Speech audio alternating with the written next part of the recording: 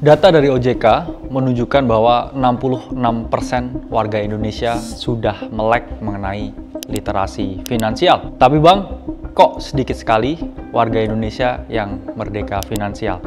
Nah, saya Khalil Masada di kelas Pakar hari ini kita akan bahas mengenai bagaimana cara merdeka finansial.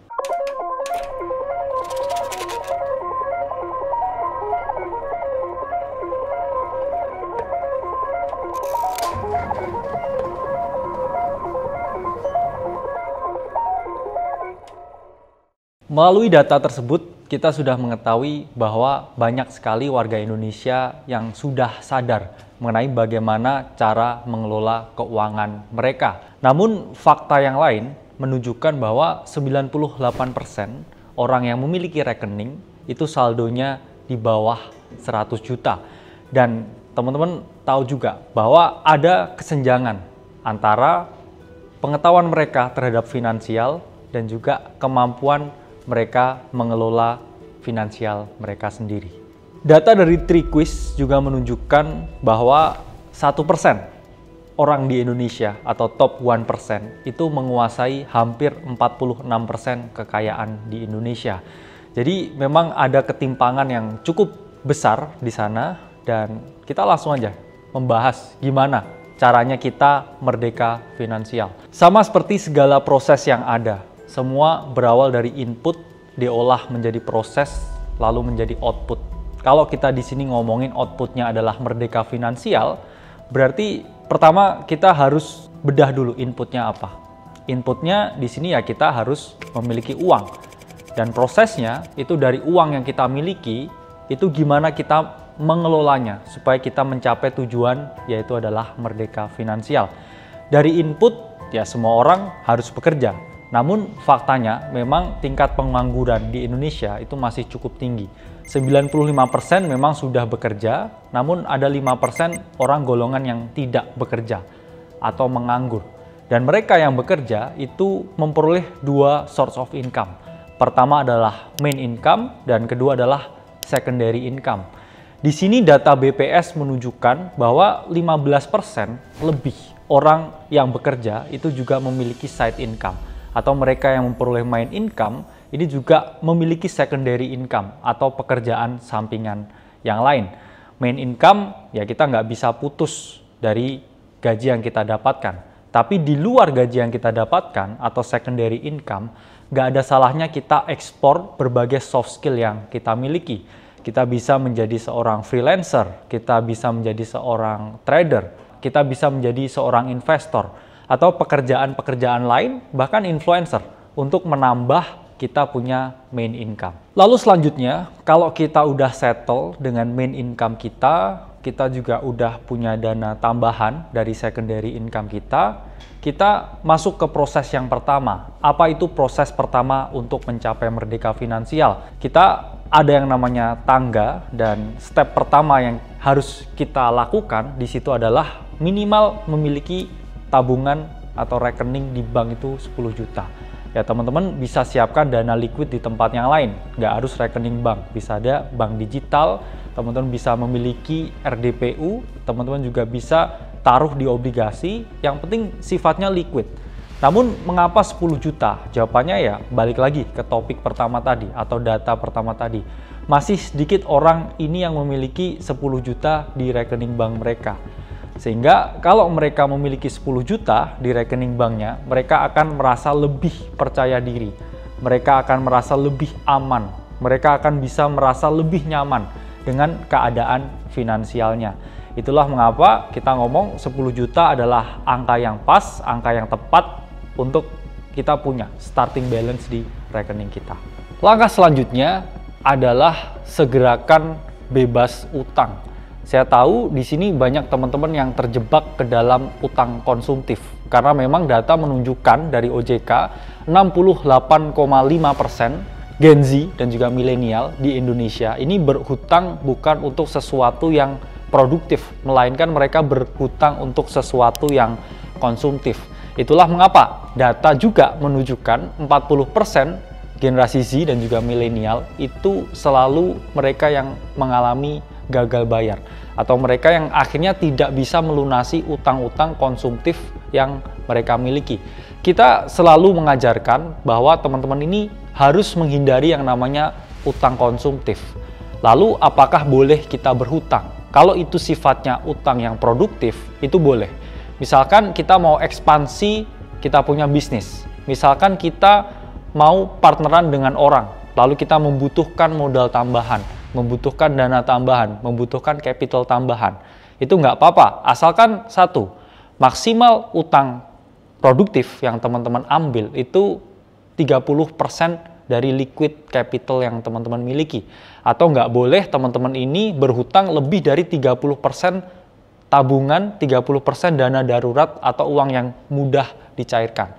Misalkan teman-teman punya uang 100 juta di rekening atau harta liquid teman-teman, di sini kita ngomong 100 juta. Maksimal utang yang bisa teman-teman dan boleh ambil itu adalah 30 juta. Mengapa? Supaya teman-teman tidak mengalami yang namanya krisis likuiditas. Sehingga sewaktu-waktu ketika usaha yang teman-teman ini jalankan gagal, teman-teman bisa menutup utangnya dengan yaitu 2/3 ya. Kalau teman-teman kehabisan 1/3-nya untuk menutup 30% utangnya itu, teman-teman masih sangat liquid dan teman-teman masih memiliki hidup yang aman dan juga nyaman. Langkah selanjutnya adalah menyiapkan dana darurat. Dana darurat ini relatif. Kenapa saya ngomongnya relatif? Biasanya di kota-kota besar seperti Jakarta, teman-teman ini harus menyiapkan dana darurat yang lebih banyak. Mengapa? Karena ketidakpastian hidup di kota metropolitan seperti Jakarta, Surabaya, Medan, Bandung, itu jauh lebih tinggi daripada ketika teman-teman tinggal di daerah. Karena kalau di daerah, teman-teman ini ketidakpastiannya jauh lebih kecil daripada ketika teman-teman tinggal di kota-kota besar. Kita ngomong kalau dana darurat di kota daerah atau di kota kecil itu 2-3 bulan itu oke. Tapi kalau teman-teman tinggal di kota besar, Jakarta, Surabaya, Bandung, usahakan dana darurat itu lebih dari 6 bulan. Apa artinya dana darurat lebih dari 6 bulan? Itu artinya ketika teman-teman diberhentikan kerja atau source of income, main income teman-teman ini udah terpotong, teman-teman masih punya uang untuk bertahan hidup sampai 6 bulan kemudian.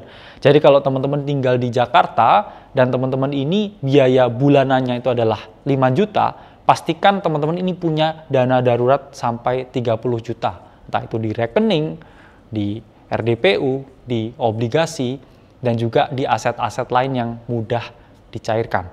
Jadi kalau teman-teman udah punya dana darurat atau dana cadangan, teman-teman akan lebih aman lagi untuk kita masuk ke step yang berikutnya. Nah, step berikutnya, teman-teman harus sadar dan juga melek akan investasi. Mengapa harus melek akan investasi? Jawabannya satu, ada hantu yang bernama inflasi. Inflasi itu adalah keadaan di mana jumlah uang yang beredar itu semakin banyak, sehingga value atau nilai dari uang itu akan semakin turun.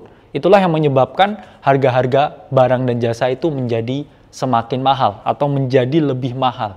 Jadi teman-teman, investasi itu tujuannya bukan untuk kaya. Ya, kaya itu bonus. Tapi kita berinvestasi itu untuk mengalahkan inflasi. Karena inflasi itu adalah kepastian yang akan terjadi. Karena jumlah uang yang beredar itu akan semakin banyak. Lalu investasi sendiri, teman-teman bisa bagi ke 2 bracket atau 2 kategori, 2 sifat. Pertama adalah investasi yang memiliki risiko rendah dan kedua adalah investasi yang memiliki risiko tinggi. Teman-teman bisa pilih yang risiko rendah, ya, itu seperti obligasi, reksadana, itu memiliki risiko yang rendah. Atau misalkan kalau teman-teman suka komoditas, teman-teman juga bisa membeli emas yang mana harganya ini relatif stabil dan masih ada potensi kenaikannya. Lalu yang kedua, teman-teman yang risikonya tinggi, ini teman-teman bisa berinvestasi pada saham dan juga sekarang yang lagi ngetren yaitu adalah aset cryptocurrency. Dua-duanya ini memiliki upside potensial atau potensi kenaikan return yang tinggi, namun juga ada potensi penurunan atau downside yang juga cukup tinggi. Jadi saya lebih baik enaknya mana nih? Pilih yang aman-aman aja atau pilih yang memiliki risiko tinggi? Jawabannya sesuai dengan risk profile teman-teman masing-masing. Karena ada orang yang cenderung risk averse atau menghindari risiko, Ada yang cenderung risk taker. Mereka ini berani dengan exposure risiko yang tinggi. Nah, langkah-langkah selanjutnya secara konkret mungkin akan kita jelaskan di platform Ternak Uang. Tapi langkah selanjutnya, kalau teman-teman ini udah safe, punya utang yang nggak ada, kemudian teman-teman punya dana darurat yang cukup oke untuk hidup beberapa bulan dan juga melek investasi, langkah selanjutnya adalah terbuka untuk berbagi. Apa artinya terbuka untuk berbagi? Teman-teman harus sadari bahwa ketika teman-teman udah lewat di beberapa step tersebut, teman-teman ini jauh lebih merdeka dan keadaan finansialnya ini jauh lebih oke daripada 80-70% orang di dunia atau orang di Indonesia ini. Jadi ketika teman-teman udah di tahap yang aman, di tahap yang nyaman, tidak ada salahnya untuk berbagi kebahagiaan ke orang lain. Karena teman-teman harus paham ketika semakin banyak orang yang kita tolong atau kita bisa berbagi rezeki, berbagi kebahagiaan ke orang lain, maka dari itu misi utama ini akan tercapai. Sehingga di Indonesia ini banyak orang, banyak warga, banyak pemuda yang tidak hanya melek akan literasi finansial, tapi mereka juga bisa merdeka finansial. Ayo, sebagai warga Indonesia, sebagai pemuda Indonesia, merdeka finansial bersama-sama.